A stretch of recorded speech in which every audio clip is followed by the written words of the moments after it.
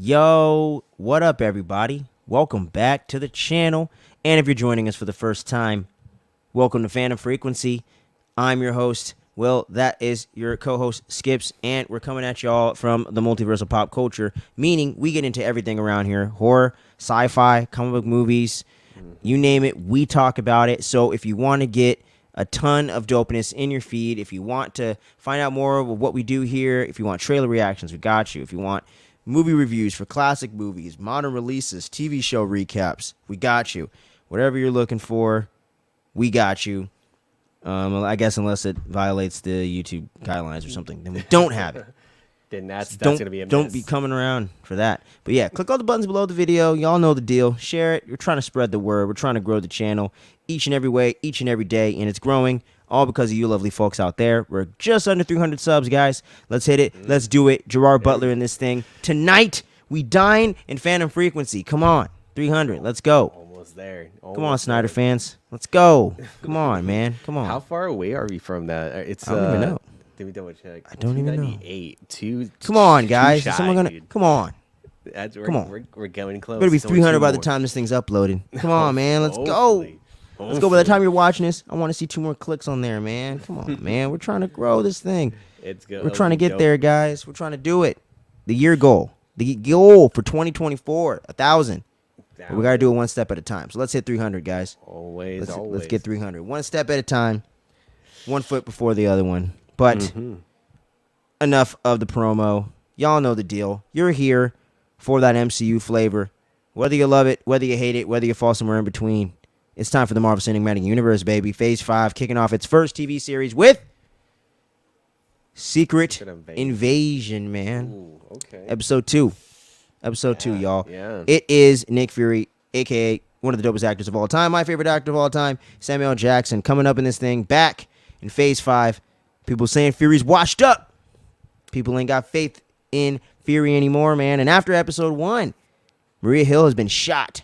Moscow got bombed. World War III is on the fucking verge of going down any second as we pick up here with this episode. But I want to get your thoughts, my man. What did you think about this thing overall? For episode 2, it's pretty I liked it. It wasn't like as crazy as like compared to that twist in episode 1 with that whole ending scene. Yeah, man. I did not see that coming. And it looks like that's going to stick, too. Yeah, which we seen in this episode. We're seeing the mother of Maria Hill, which I'm like, okay, That was kind of crazy though. I was like, oh damn, like we're actually seeing her family for the first time. Maybe not even in the comics. Like I was like, damn, that's pretty crazy. Yeah, and it kind of has that like that heart wrenching moment for Nick Fury, kind of going, kind of like dealing with the consequences because.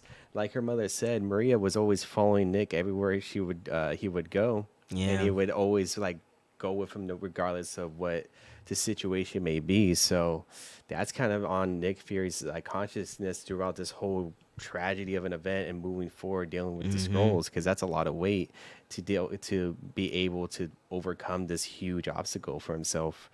But as overall with this episode, I thought it was it was cool to see how the Skrulls were actually able to infiltrate like the higher ups in the government and how you're able to all over the world, all over the world, and how they were like the head faces for media platforms and stuff like that. Yeah, like the leader of NATO or NATO. Sorry, not Muto. NATO, which is NATO. insane. Yeah, Muto. That Me too. we got like a lot of that too, and we even have like who was it? Christopher McDonald's character when he popped up as like kind of like that political channel, how he was kind of doing his whole his whole talk show, talk show or something like that. Yeah. So you're able to see like how the Skrulls are easily able to manipulate the mainstream media in that sense, or manipulate the population of Earth to their own bidding, and that's what Nick Fury and Talos was kind of afraid of having something like that happen within Earth. So pretty cool to see of all of that. And it was awesome to see some cameos as well, seeing Rhodes again in this episode a lot. I thought that was pretty neat. Yeah, man, Don Cheadle always coming through and killing it, man, ever since that first scene in Iron Man 2. Hasn't missed a beat as this character one single time. So much love to him, man. He's always killing it in that character. I feel like it's a little bit of an underrated character, in my opinion. Not that he's my favorite, but I feel like he's been a very solid, interesting character that they've always implemented well in all the movies and appearances he's been in. So, come on, man, show some love. Show some love for Rhodes, man. I think whether you like the crazy version with I'm forgetting the guy's name now. For which ones? The original actor. I'm totally forgetting his name right now. God damn, I can't know who you're believe talking this. about, but it's like so Terrence far. Howard. There you go. Oh shit, yeah, Terrence Howard. Yeah, let us know if you prefer Terrence Howard or Don Cheadle. Do you like the crazy version with Terrence Howard over here talking about particles on the red carpet, or do you like Don Cheadle over here, who's making movies about jazz legends and things like that? Yeah, that's let me know. Who do you prefer, Don Cheadle from Boogie Nights? I prefer Don. Or the crazy guy from the Jackson 5 biopic. Deep cut for my black folks out there. Deep cut right there. Deep cuts. Shoot, but I think overall this episode I liked it. It was pretty cool. But what did you think about this film? Episode? I liked it, man. I actually enjoyed it just a little bit more than the last episode, actually. I just feel like this one was perfectly paced. Wasn't very action heavy, but actually I kind of dug that change of pace for the MCU, man, because I do feel like, post Phase 3, I do feel like they've had a harder time balancing the more serious tones with the humor and really upping the stakes and keeping that there. And as we all knew kind of going into it with the multiverse saga, that was going to be a bit of an issue and a challenge with people being able to exist in the multiverse. Are deaths going to matter? Are the stakes going to feel like they're really at an all-time high? And I feel like with Guardians 3 and Secret Invasion back-to-back so far, they've been doing a great job at kind of raising that regard. And even though we didn't lose any major characters in Guardians, that's a spoiler, kind of anti-spoiler in a certain sense, but I guess it's a spoiler. And if you're late, too fucking bad. It's been out already for a long. Yeah, exactly. Come on, man. Pirate that shit if you have to. But come on, get on it. But I'm just playing around. But we don't condone that here. But as I was saying, it's been interesting to see how they've been kind of getting back to a little bit of that old school MCU flavor a little bit while bringing something fresh, bringing something new. And also harkening back to the comics with the paranoia, with the overall Secret Invasion really infiltrating the government and the highest people of power. The Avengers being an element that they did address, and I thought was actually a smart way of doing it because, A, we all know they haven't got the Avengers lined up. They're all trying to set up for Phase 5 and beyond to get to Avengers 5 with Kang Dynasty and Avengers 6. There's a little brief rumor we'll get into on that one as we're kind of closing this out because I would like to get your opinion on those particular characters rumored for Kang Dynasty showing up. We'll get into that at the end. But I really love the way that they're balancing out the tones in this thing. I like how there's a little bit of humor sprinkled in there, but done in the right way. Olivia Colman has came into the show and is absolutely stealing every scene that she's in. And he's all like, hey, what the fuck? That door was just locked. And she's like, what does that tell you about me indoors then? Oh, now, let me through. I was like, this lady is a fucking boss right here. Now, I know she's been in other artsy-fartsy movies like The Favorite and other things like that. That's not necessarily my cup of tea, so I wasn't watching her in any of that shit. But seeing her in this, and I'm open, I got an open mind. I like watching all kinds of things, Skippy knows. Y'all know if you watch the channel, man, we've covered everything from Adam Sandler movies all the way to horror movies and Avatar, Last Airbender, Inception. We talk about everything around here, but it was nice getting to see an actor kind of outside of what I'm normally watching come into this and absolutely kill it. And the character is really awesome and interesting. I like how she has a previous history with Nick Fury where you don't have to rely on exposition to get that across. I like that the character is imposing, the character is important, and is moving the plot along really nicely while keeping that political intrigue and keeping the suspense and keeping people on the edge there. And Nick Fury being on the run now, being wanted and all that. I really love the character dive. We're getting really to get to spend time with Nick Fury and really dive into his psyche and what he's really feeling like and how he's processing the blip in these last 5-6 years in the MCU timeline. So love the way they're doing that. The reintroduction of James Rhodes, Rhodey Rhodes right there, coming back in this thing before he gets his own film, apparently with Armor Wars down the line. A little up in the air, I guess, kind of, but we'll wait and see where things land with that. But love getting to see his reintroduction here. Getting to see some more development with the Skrulls and the government. That was really cool. And that really harkened back to the comic books right there. So I thought they've been doing a great job at blending kind of that being very, very accurate to the comics while not being accurate. And with the Avengers not being around and with Nick Fury kind of addressing that, saying that the Avengers getting duplicated is way too much of a risk. We can't get any of those guys involved. I was like, that actually makes a lot more sense than the comic books did or that makes a lot more sense in the way that the comic books never could do the story because they infiltrated the Avengers first in the comics, if I'm not mistaken, because of this whole mission with the whole getting sent off and everything like that, and Iron Man and the Illuminati being douchebags to the Skrulls. That's the whole motivation behind it. Since you don't have that going on here, and it's more implicated at Nick Fury and the U.S. government and humans as a whole, letting them down, and that all kind of coinciding together, personal and political, in one. I think that makes a lot of sense. You can't get fucking Scarlet Witch up in there.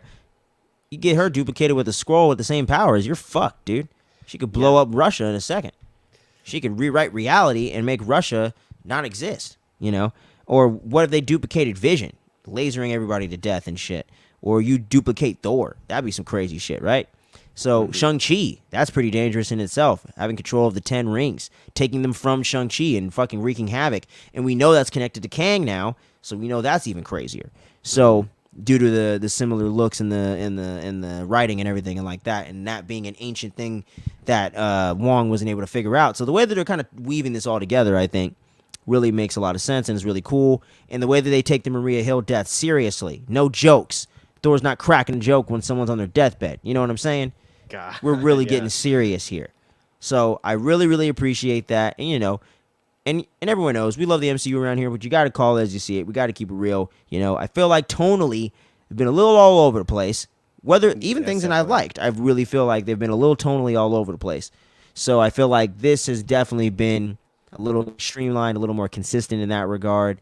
I really dig the villain. I'm really liking what that actor's doing right now. Really imposing villain. Doesn't have to yell and scream the whole time, you know. I like how he can just be calm, be cool, calm, and collected in the scene. I would like to get a little more Emilia Clarke up in there to get her doing a little bit more, but I am intrigued with the character. Do like what they're doing. They're not completely wasting her like Terminator Genesis, but I do think they could be doing more with her being in there. It's the Mother of Dragons, man. Come on. Mm-hmm. What do we got to do to see Emilia Clarke get a kick-ass lead role, man? I don't know. What do we got to do?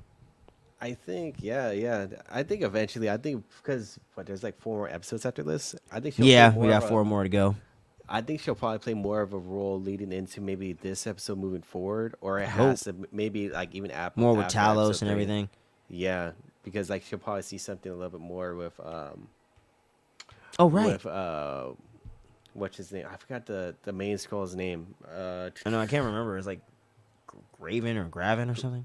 Yeah, I would say Graven. I would say it was probably Graven. Yeah, I think it's Graven. Sure. Yeah, but the main villain and everything like that, and to see how that's all going down. But I think with Talos trying to make a rendezvous with him and Gravik. him demanding to Gravik demanding to see his daughter and stuff like that, and using that to get them to meet in the same place. So I do feel like we definitely are going to get more of her down the line. I just can't remember her character's name in here, and I feel like that's a problem. Gaia? You know, I should remember. I should be able to remember. For Emily Clark's character? Yeah. Yeah, it's Gaia. Gaia. See, I couldn't remember, man. It's like I feel like she's just getting like she's kind of like lost in the background right now a little bit. But I think for her, they're kind of like setting her up to see like putting up to see like more wild card. You're not sure what side she's going to be on, type of thing. Yeah, and she's also going to display of what the main what should we call it? The main master plan for Gavix, because right now we only got introduced to what they're doing in the lab at this moment. Building that machine, which I have a theory about that too. Right. See, yeah. So I think for Gaia's character, it's kind of like showing behind the scenes of like what they're doing, and not really revealing too much until probably like the last 2 to 3 episodes, maybe the last. She's more of our look into what the villains are doing for the meantime. Yeah, for the perspectives. Yeah, we'll probably get we won't get the full scoop until like obviously later on as the series like starts to unfold. I hope so, man, because they don't got a lot of time. 6 episodes, you gotta keep it tight. Gotta keep it going. Yeah, that's the one thing with the Daredevil Born Again. I feel like that gives. I know it's a long episode run, but I'm like, it gives them a little more freedom where you don't got to be so stringent. Because I feel like the less episodes you do got to kind of be very streamlined with your storytelling. That was where I think, like we were discussing off camera a little bit, Mandalorian season 3. I think that's where they kind of stumbled a little bit. They didn't give their episode run times, I think, enough room to breathe to let us marinate in some of yeah. those adventures of the week and let some of the character moments shine a little more. Like for example, Bo-Katan Kryze was supposed to have a really long speech in that part where she was riling up all the different factions of the Mandalorians to get together. Oh, really? Yeah, she shot like a a several minute long scene that people on set were comparing to like a Braveheart type thing, to Oh, where the damn. length of time that she was going for, and it was like this really epic speech and stuff in the moment, and they cut it short to what we saw. So there's tons of stuff that we never got to see because they cut it out for pacing purposes when these episodes are barely 30 to 40 minutes in length, where it's like, but I feel like that was more of a cost thing also, where I think they're kind of cutting, or they're kind of streamlining what they're spending as much as they can, due to the fact that Disney's big blockbuster movies haven't been making as much money lately, had some pretty big bombs on their hands. Elemental recently has not been doing well. They lost $200+ million on Strange World last year. Oh, damn. Little Mermaid has not been the runaway success that people were saying, but it's definitely making a lot of money, $500+ million. So it's definitely still doing its thing. But a lot of movie Ant-Man barely broke even. So Barely did, little yeah. bit of a stumbly block. They're kind of on the upswing now with Guardians and things like that. So they're a little bit on the upswing, and Little Mermaid doing fairly well. But, they definitely are not the juggernauts that they were 10 to 15 years ago where everything was a box office smash, almost guaranteed. You know what I mean? So it is a little interesting to see what they're doing with that. But that's what I love with these episodes so far. They've been 50-some minutes, 40-some minutes at least. You've been getting time to let this plot marinate and let things actually make sense and not just jump to the next thing or waste your time on a side adventure with Lizzo as opposed to, getting down and dirty with Nick Fury and figuring out what's going on with these scrolls, I feel like they're doing a great job in that regard. And getting into one of the theories that we were discussing a little bit off camera here that I think we're on the same page on. Who do you think is a scroll that we saw in this episode that we clearly did not see transform into one? Because for me, it's Rhodey. Yeah, I was going to say Rhodes. Yeah, this guy is a scroll, man. He was straight talking mad shit to Nick Fury, essentially saying he ain't shit. I think because that's the thing. Like and I firing felt that him way too. And that's another thing. Like regardless if it was new position and everything, I feel like Rhodes. It doesn't seem like in line of character of Rhodey like in the previous films, like at all. Like that doesn't seem like it really fit his character. Nope. I think it's gonna be more of like we're gonna find out like Rhodes is gonna be most likely a scroll, and also the president as well. And Dermot Mulroney, huh? Mm-hmm. That's why he's not there. Like, he's busy dealing with shit because he's a scroll chilling. Yeah. With the president locked away somewhere. Like, man, you gotta go handle this shit. But that makes a lot of sense, man. Like, I feel like it has to be because, like, why would he fire Nick Fury and get him out of a position of power with someone that's had all that experience and is one of the only people he can truly trust in the field right now? Yeah, because especially when there's no Avengers around.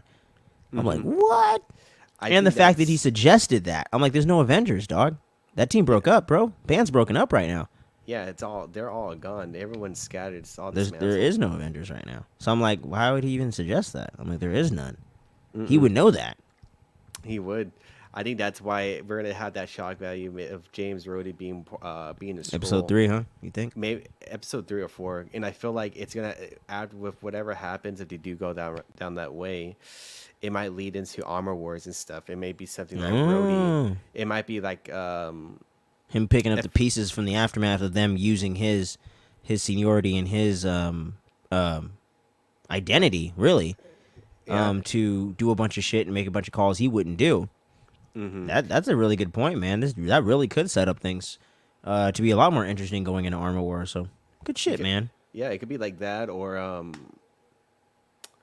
it could be kind of like also be to the point where like the Skrull Rhodey was kind of like passing all like giving the government all like the Tony Stark's tech for them to make all that armor like suits and stuff like that. Oh man, all that nanotech and stuff, man. Mm-hmm. And then like and we know the original Rhodey, if they do go that route, wouldn't do that because that's what Tony Stark's been fighting for throughout his time. Control over that stuff since OG Iron Man.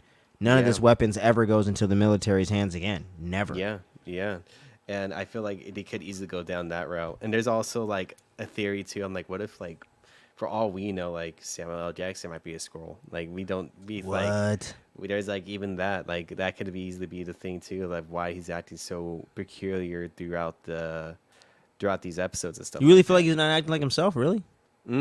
No, I feel like it's kind of reasonable. Especially, I mean, imagine being blipped Been out through or a lot of snapped shit, out. man. He went through a lot, and I feel like it's kind of like seems like in character, but I wouldn't put it past me of be finding out that this isn't like the actual Nick Fury or something like that. Like this is end up being somebody else completely. Hey, But it'll man, be interesting. anything's possible. But Anything's possible. I'm putting a lot of it though for sure on Rhodes. I'm gonna put that on there, and that's gonna be like that twisting factor. That like, Mm-hmm. oh shit, technically next Avenger got like infiltrated. What if someone in the higher tiers are starting to become like that too? I think that's Yeah, why it like kind what if of Sam sets the Wilson stage. gets infiltrated? You know what I mean? What if they Yeah, infiltrate? Like shit. Who else is important right now? at this current moment, Loki. No, it's fine. Loki. They can do Sam Wilson. They can do Bucky Barnes. They can What if do they do Agent Mobius? OJ. Fucking out of here! Oh my god, get the fuck out of Agent B-19, man. here! God no. But I think that's what's gonna lead up to, and I think the things that they're doing. What do you think? Okay, before I end up saying mine, what do you feel like what they're gonna be experimenting on with the whole things back in the labs? Oh, I think they're trying to make Super Scrolls. Super skulls, kind of like more like they'll Yeah. be able to like have the abilities and stuff like Yep. that too. Multiple people's abilities and things like that. I don't think they're gonna go as bombastic. I hope is the comics. I hope hmm not, but I think they're gonna go with the Super Scroll kind of route. I think that's so too, because if you pause it there, you see Groot's material kind of there too, and then you What? see the obsidian from Ooh, excuse me. the obsidian hand, and which was like that big huge guy from From Infinity Infinity War, right? War. The Yeah, one that that was was fighting with the axe. the one that was Yeah. fighting the axe. They had his hand there, and they Cole had Obsidian, right? Is Cole that the one that Obsidian. stabbed the Yeah, hell out of Vision, right? Or is that Corvus Clave? Or am I mixing that's them up? Corvus Okay, Clave. yeah. The Yeah, other because he's one the one is with Proxima Midnight or something like that. yeah, Yeah, they're yeah, the couple that were going after Vision, and the couple from the comics. They didn't really get into it in the movie, but couple versus couple right there. yeah. I think there was like a Yeah. third one I forgot the third entry, but like I know like Yeah, seeing the those Squidward two one definitely. first. That's not his name. It's the big guy. The Skidward, yeah, Yeah. that's definitely not. Yeah, that's not his name for sure. We But are here to take over your planet. dude, they fucking nerfed his ass. I heard it like in the comics. He's like a beast. I think a lot of the Yeah, they Black nerfed Order all of were them. like, Kind of. They kind of had to though, but that was yeah, one where I kind of let it go because I'm like, in the comics, they're fucking beasts, dude. Like they can't beat them. That's why he gets the stones in that newer version of it because they can't beat them barely, really. So he ends up getting them, and they're kind of there as like a line of defense. hmm You know what I mean? Where only the Hulk and like Thor and a couple others can really hang with him. Captain America and all the rest of them, they can't really hang with that dude. I mean, even Spider Man, like it's kind of tough just because of yeah, the weapons and shit like that. Strength wise, I think they're a little stronger, but I think just with the weapons and him not having any protective material outside of the MCU, more so in the comics, he ain't got no Iron Spider suit. You know, that was long gone yeah. At at that that time, point.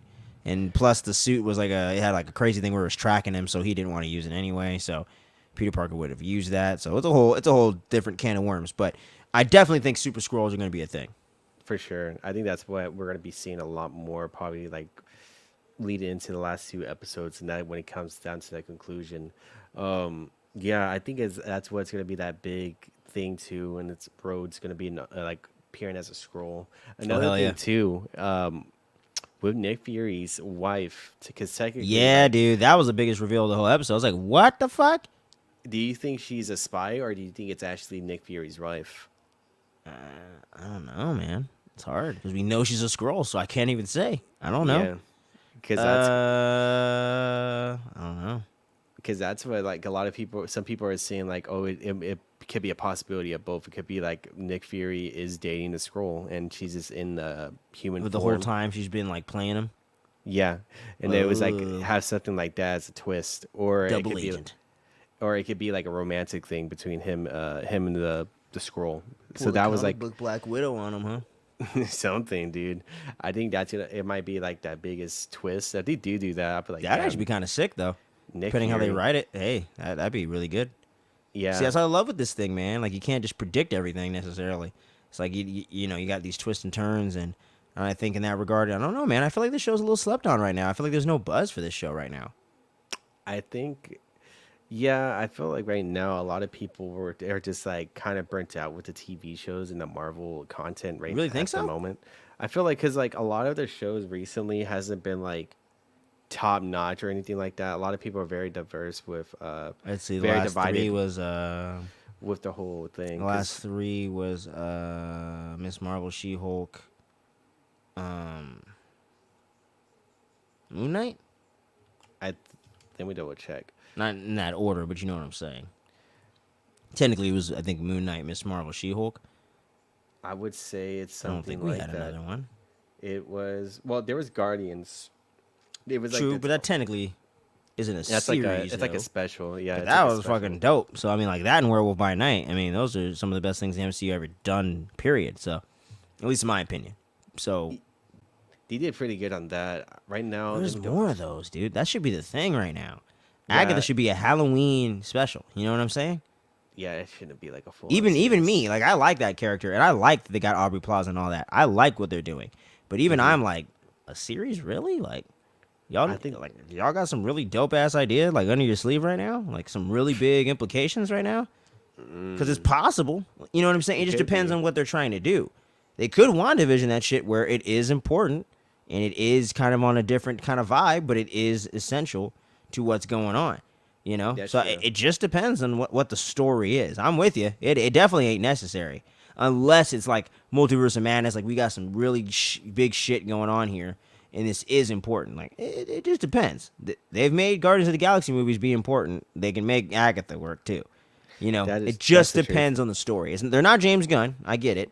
But Mm-hmm. it just depends what they're doing. But I still think a holiday special, hour long, still tell like a cool story. To me, get in and get out. We don't like it, people move the fuck on. You know? That's the truth. Yeah, Echo, that's the truth. do a movie, man. Do a holiday special. Or just do a Disney Plus special presentation. Doesn't even have to be a holiday special. I feel like Echo though as a character, I don't. Like you could do that. You could bridge the gap, let us know what's going on with Kingpin. Bridge the gap with Daredevil a little bit. I don't think an hour-long thing. Yeah, I could see that. They can have You know, something. a Yeah, deaf something superhero small. or like a deaf character getting a little bit more shine, something a little bit different. The MCU hasn't really necessarily explored people with disabilities super deep in that way where they're the lead character. So to me, I'm like, you could do something with that. A Quiet Place has been some of the coolest horror films out in a long time. Oh, for And sure, due to for the sure. fact of the sound thing, that really made it unique in and of itself. I would say the majority of the rest of the movie really isn't unique. It's just that element to it. So, Yeah. so to me, it just depends how they want to execute things, you know. But I definitely hope they lean more into that in the future. But yeah, you might be right, man. Maybe people are a little fatigued with the MCU right now, man. That might I be true.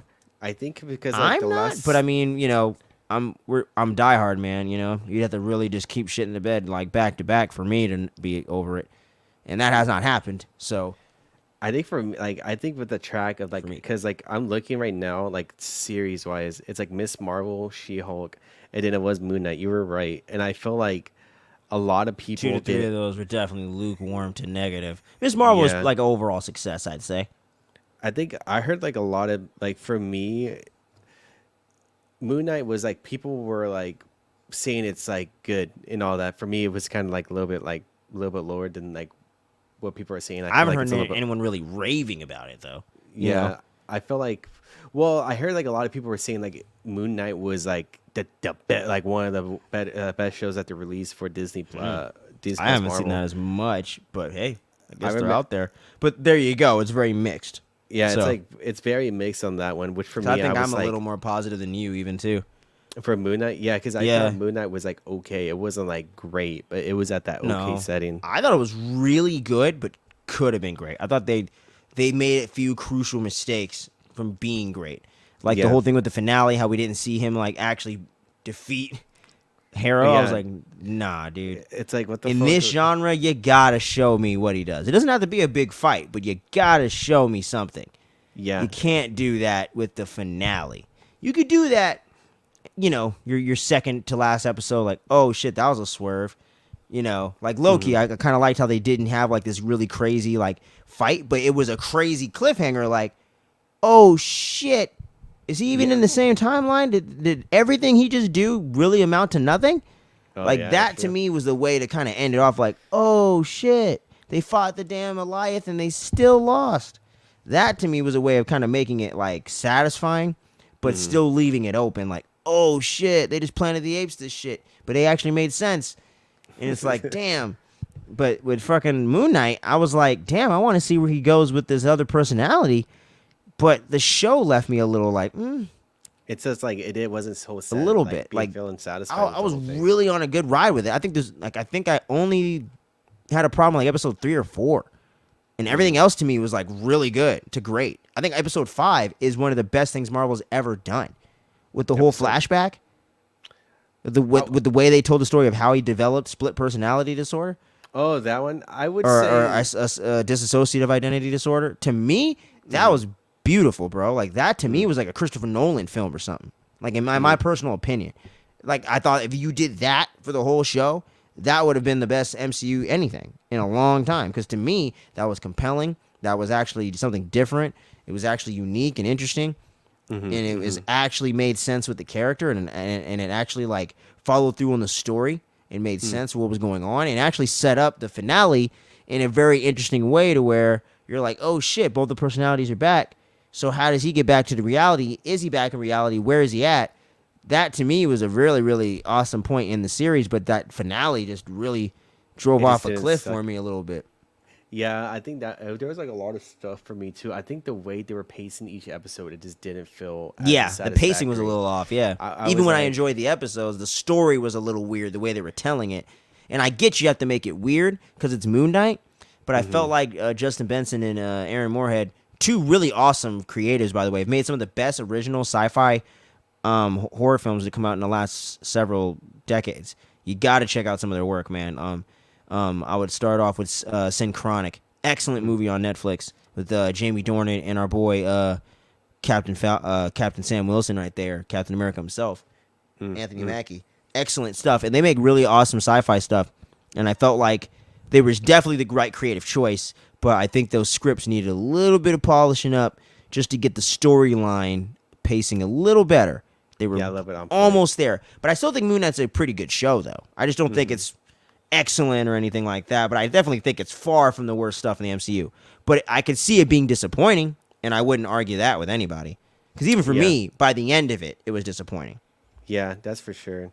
Well, She-Hulk and Miss Marvel. I think Miss Marvel is like in the same tier of Moon Knight with me. It's like C, for sure. To me, She-Hulk. man, it's just they let me down with the villains. That was it. That was a huge thing for me I too. Was was like loving it the personally. villains for everything, because it would have been like slightly better um than what it was for Moon Knight if they handled the Just villain stuck a that lot landing better. a little better, dude. Because I was all in on it. Learning about the partition, going back in time to see it. A little Hmm. contradictory to time travel rules a little bit in the MCU, but they haven't ironed out those details, which is kind of an overall issue. I won't lump into Miss Marvel. That's Yeah. not the writer's problem. That's Kevin Feige and the people at Powers that Be problem because they're Hmm. not dictating what the hell the canon is. So I can't really blame them about that. But to me, I really thought they were telling a great, interesting, different story with Kamala Khan, getting to see a different culture explored in a non preachy way. Just hey, Hmm. this is their culture and this is what they do and this is what she does outside of being a superhero. I thought her saving the kid and having and almost fucking up. That to me was excellent stuff that we never really explored in the MCU like that. So Hmm. to me, I Hmm. thought they were really off to a really strong start. But yeah, they just let me down with the villains like the ant and everything. I was like, you let me down. Those are interesting villains with an interesting story. And then you Hmm. just wrapped it up all quick and went to damage control for the finale. I I think don't that care just about it those was like kind racist of white whack. people working for damage control, you know? It, I was like, come I, on, guys. See, you had me. Now you're getting preachy and getting cliche. If you yeah. would have did it with the homie's mom and all that and tied up that storyline, I'm like, that would have been it right there. Yeah. It But was they right there. I was like, oh, dude, that actress that was playing the bad guy, she was really good. I was really digging the whole thing with her son and then their whole love story thing going on. To me, one of the better ones in the MCU in a while, where it actually felt like two kids that actually liked each other. It didn't feel like this forced thing like Thor and Jane. Actually yeah. felt like they actually had chemistry and things like that. Amon Vellani, one of the best castings in the MCU. I'll say that right now, at least in Hmm. my personal opinion. Never heard of her before. Completely. When I think Kamala Khan, I think of her now. So I thought she was awesome. And I'm not saying it's Robert Downey Jr. level, but if she had the kind of quality of film or TV show that they had, I think she'd be on that level. Like, I think if you put her in those type of projects, Kamala, like, she would be that. Because to me, she just embodies everything about the character because she literally is a fan of the MCU. So to me, I thought it was a lot of things that were right, but storyline, they just let me down in the end. But once again, I still put it in that B tier, like no less than C. Like, to me, I'm like, that's a good series. And I feel like if you're outside of the MCU fan bubble a little bit, I think that's more enjoyable. So if you like things like Degrassi, if you like things like, I had another good example too, Riverdale. If you like certain things, I think like this could play well. If you like Wednesday, I think that would play well, and you wouldn't be as bothered by it. I just feel like for us MCU stans, we're definitely going to be a little more critical on some of the storylines and some of the way that it ties in. But her being in the Marvels makes me want to see the Marvels. So I'm like, to me, if I could look back on something and I'm not like, like for me, it was overall a win, but it definitely had room for improvement, like no doubt. Like they definitely could have stuck that landing better, but I definitely think the setup was so strong that, I definitely make it a good show, but not a great show. WandaVision to me was like a great show. Loki, great show. That's really it for me. I feel like everything's been like good to great, or like good to like flawed. Like She-Hulk, very flawed for me. Still enjoyable in the first half, really. First 3 to 4 episodes to me is a fun series. It's not excellent. It's not like, oh man, this is some dope shit, bro. I gotta watch what's coming on next. But for, oh man, I want something 30 minutes, some fun, light shit at the end of my day after I just had a stressful work week or something. Throw it on, have a couple laughs. It was a fun time. Freaking Melanie with an I and a Y, and don't ask where, I thought there was a lot of fun bits in there. There was some cool stuff. Interesting stuff with Jennifer and the setup that they didn't really pay off. But I thought there was interesting things going on with people liking She-Hulk more than her.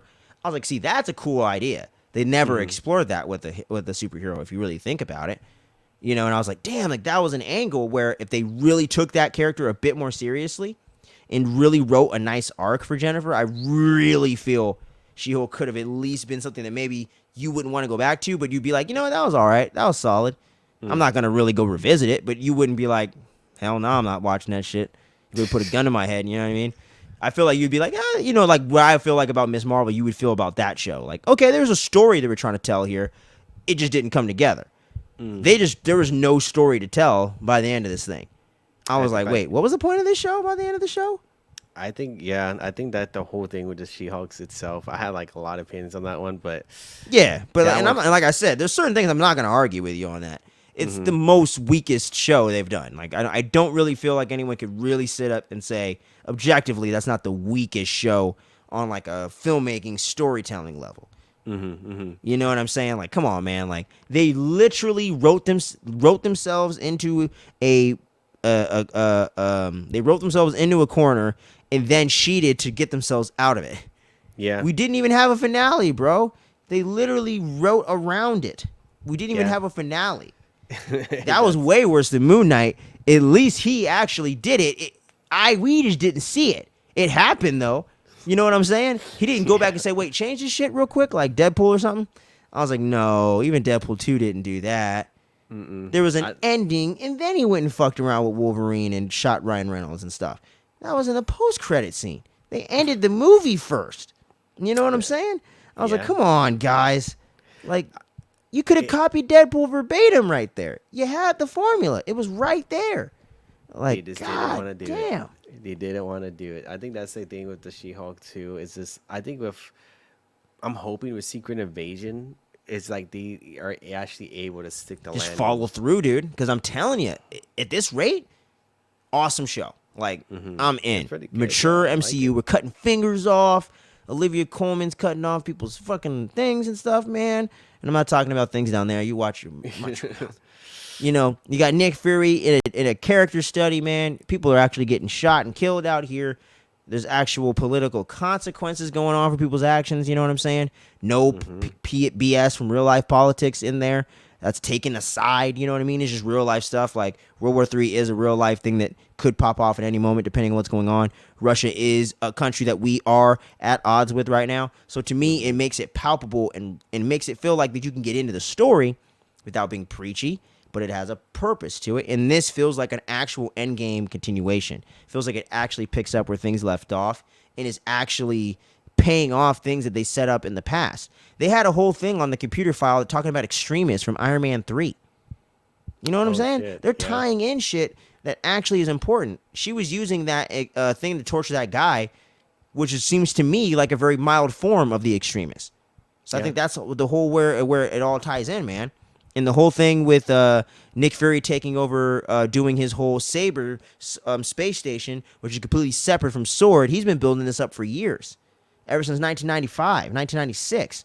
He's been building this up. It even makes Captain Marvel important viewing to this show to actually be like, okay, we got to actually set up this shit and let you know where it all comes from and where the scrolls come into the MCU. It makes a movie I don't even like actually important to canon, which to me is still awesome because I'm like, see, that's what us shared universe fans want to see. Everything matters, whether it's good or bad. It has to matter. And that's where Phase 4 to Phase 5, I think, is a bit of that disconnect. Everything doesn't seem to matter compared to how they would pay it off in the past. That Iron Man 3 Mandarin twist was some dumb shit. Don't you be forgetting, y'all. And if you're like 15, maybe you weren't there. But 10 years ago, MCU was on some bullshit with the Mandarin. The complete whole villain they set up in the Iron Man trilogy was a hoax for the sake of just being a plot twist and didn't pay off anything. Terrible. Terrible choice.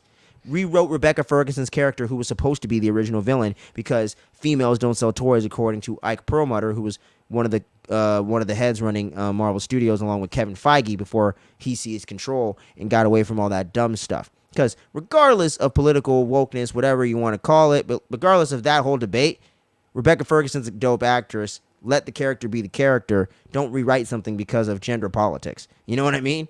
Let the character be the character. Let the story be the story. Let's not be dumb. So everyone seems to forget phases 1 through 3 were not perfect, bro. Like we've talked about this before. The MCU has made mistakes in the past. The MCU has had ups and downs. But there was more consistency and payoff when they were leading to what they were doing, and it was more clear where they were heading. Even if they made stumbles, because they're going to. People need to remember that no one's perfect.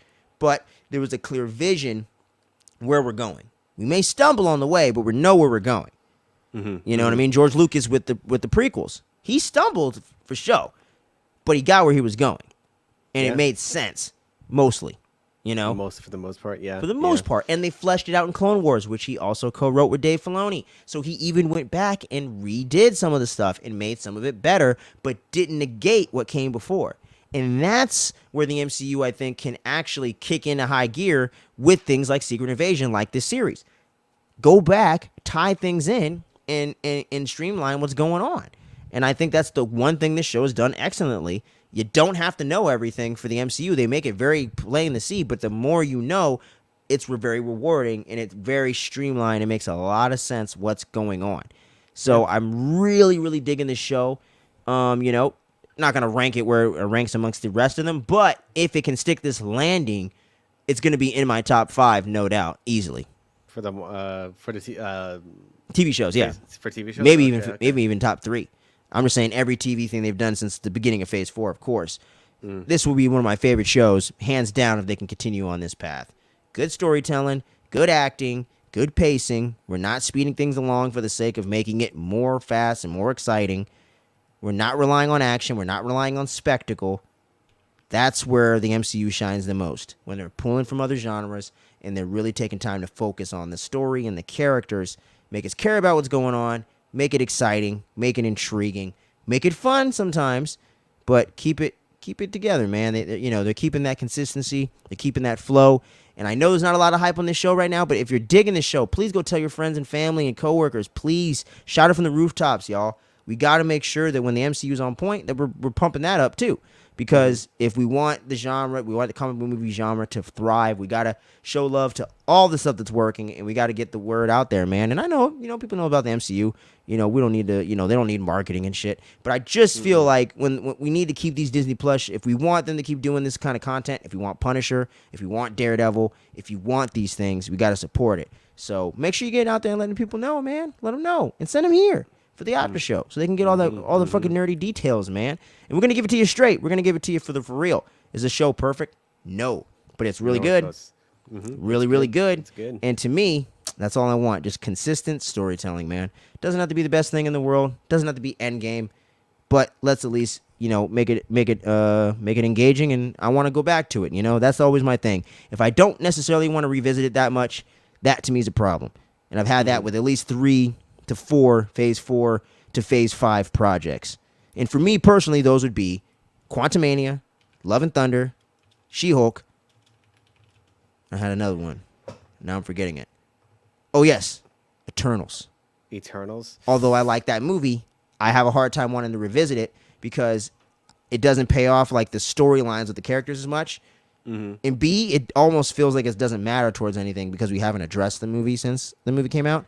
So it makes it hard for me to want to go back to it in that same way, where I'd almost rather just watch it as a movie that doesn't even connect to anything. Because if I'm trying to I'm going to go revisit the MCU, it's not the first thing that jumps to mind because it almost feels foreign to it, even though it's a very enjoyable movie for me.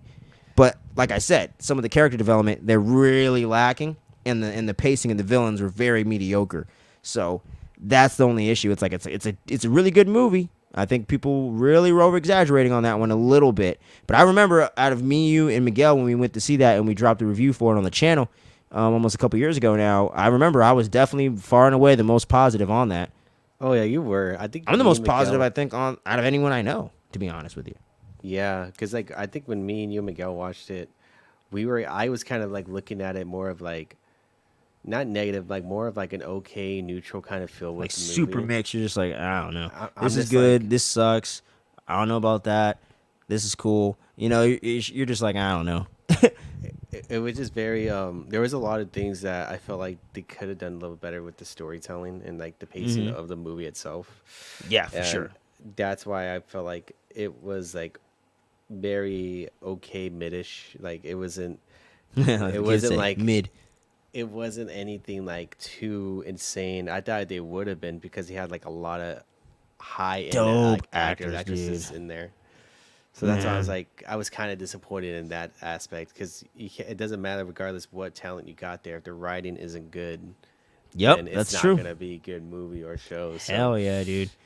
it's Especially just in all film, but comic movie genre, the list goes on.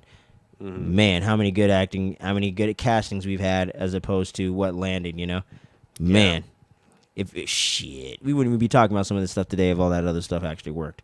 Ryan Reynolds wouldn't have been Deadpool, bro, So Yeah. it's pretty crazy stuff. And that wasn't even bad casting at the time. Cocky Air Force pilot, Ryan Reynolds, makes sense. Yeah, But when you got a shit script, he was that's what happens. yeah. You have him and Taika Waititi? Come on, man. That should have been a trilogy, man. That should have been runaway success. So you just never know until the execution comes, man. But like I said, when I have that problem with revisiting stuff in the MCU, I know there's an issue. This right here, I'm like, hell yeah. When I want some of that down and dirty, really grounded, kind of stuff, this is gonna be one of those ones I'm gonna want to pop on. You know what I mean? And Falcon and Winter Soldier, I've watched that a couple times since it came out. Loki, my favorite TV series that they've done on the Disney Plus. WandaVision, I've seen that at least. I think I've seen that. No, I only saw that twice through. I've seen Loki 3 times through. Watched that thing twice in the same year, man. So, definitely on the up and up. I'm definitely digging the show. You're digging the show. I think I'm going to go ahead and give this episode a 7.5. I don't think it's necessarily went up in grade or anything necessarily, but another good episode, so I'm not complaining. For me, it would still be a solid. It's still what it's at, a 7. It's still a 7. It's still pretty. I was very satisfied with everything. Not to the point where it's going to be higher towards the 8s or anything like that, or move up the ladder. But I thought it was another good episode. It was very. There was maybe, I guess, I would say a little bit more not say fast paced or anything like that, but a little bit more of Oh, I it's guess just more brisk. I don't know. It's just moving. I was just it was had a good moving. clip, There was it's hard to pin it down because there was something about this episode too that I was still okay with the episode. I felt like it was kind of same thing with episode 1. there was like some things that I got to rewatch again because I only watched it once, but I knew there was something off when I watched it earlier today. But I would say it's still pretty good. I still enjoyed it. I can't wait for the next episode and stuff like that. But maybe next week's episode is gonna probably pick up a lot for me when it comes to a lot of my concerns and stuff like that that I can't name on top of my head. I feel you, man. I think it's still very enjoyable. It's still very enjoyable for sure. For sure. If you're a little hesitant out there, all our fellow fans out there in the fandom world, man, make sure you check it out. Give it a shot. I think you might really dig this one. If you dig Winter Soldier, if you like Civil War, if you dug the more grounded first half of Shang-Chi, if you really love the Netflix Marvel stuff they were doing over there back in the early mid-2010s, I think this show's for you. Like I mentioned earlier, we're cutting fingers off. We're torturing people. It does get a little more hardcore. Now, it's not gory. It's not R-rated. It's not The Punisher, okay? But it's still pretty hardcore compared to what we're usually getting in the MCU. And for the Disney era, definitely pushing the envelope a little bit, and I definitely appreciate that. But make sure you let us know what you thought about this episode down in the comments if you already are checking out the show. We'd really would appreciate your feedback on it just to get a sense for what the people out there are feeling. We would love to get into a discussion with y'all about that and any other topics you want to talk about within the MCU. Feel free to drop it down below, whether positive or negative, as long as we can keep it respectable and have a civil conversation. We're all about it because we don't have to blindly praise or hate anything. We just want to have a discussion around here. So let's make sure we keep that vibe going. Y'all have been doing a great job at that so far. We're talking Kevin Smith. We're talking horror movies. We're talking anything y'all want to talk about. So make sure you guys just keep the positivity rolling. We're loving that. That's what we're about around here. Be critical, keep it real, but let's keep it respectable and let's keep it peaceful, man. There's too much shit going on in the world, anyways. We got to deal with. Let's keep it fun. Let's keep it light, But thank you for checking this out. Make sure you check out the podcast feed. We got all these episodes like these, the recaps, most of our spoiler reviews, and things of that nature are going to be available on the podcast feed. We also got the audio focused, music focused show, Fandom FM, on a brief hiatus. It's coming back next week. We're going to be getting that going again. Audio only, so make sure you check that out over there. We got the links down below, so make sure you're clicking the downloads and everything on that channel. Podcast Network's been growing really good. I think we're somewhere around 1,000 downloads or something like that. So let's keep it moving and let's keep it pushing there. And for all of our video exclusive content, we just did an interview with my girl Steph from The Final Girls, where they do reactions to horror films. Never seen it before. First time reactions. We got into a great conversation about her career. And we also talked about one of our personal favorite, one of the best modern horror movies out there, The Cabin in the Woods. Gonna have a card up there in the corner. Check that out. It's our very first official interview on the channel. We're gonna be hoping to do a lot more of those in the future. Me and Steph have another collab planned. Want to do some other things. So if you're interested in doing an interview, if you know us personally, especially, reach out to us on social media. We're always trying to grow the channel and do different things. So yeah. But yeah, man. I mean, any closing words about the show, anything like that, anything we got going on here before we close out? Ooh, as of right now, no, you pretty much nailed everything that's coming up for the near future. So yeah. If anything, just stay tuned and just don't sleep on us. Indiana Jones 5. Indiana Jones 5. The plan right now, I'm gonna try to go see that on one of my days off. I'm not gonna be off till Sunday, Monday from the time you're seeing this. So by the following week, there should be an Indiana Jones 5 review on the channel. Should be. Keep you posted if there's any delays on that. But for all my indie fans, we're gonna have that for you. And a little bit of a tease of something that I'm going to be starting to work on. Christopher Nolan is dropping a movie next month called Oppenheimer. And I do need to catch up on some Christopher Nolan films.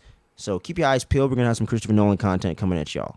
So just a little tease. We also got some horror stuff coming down the line. Just another tease for you. And we got these Secret Invasion reviews every single week, no later than Thursday, but every single Wednesday or Thursday. Come to this channel. Check out our Secret Invasion. We're going to be doing these reviews and recaps every single week, all 6 episodes. And we got Ahsoka coming up down the line. So don't you be going anywhere. This summer, we got you. We got all the TV needs that you need. We got you. So until next time, make sure you stay tuned. You don't sleep on anything we got going on. Stay safe out there. And we'll catch you on the flip side, y'all. Peace. Heck yeah. Peace.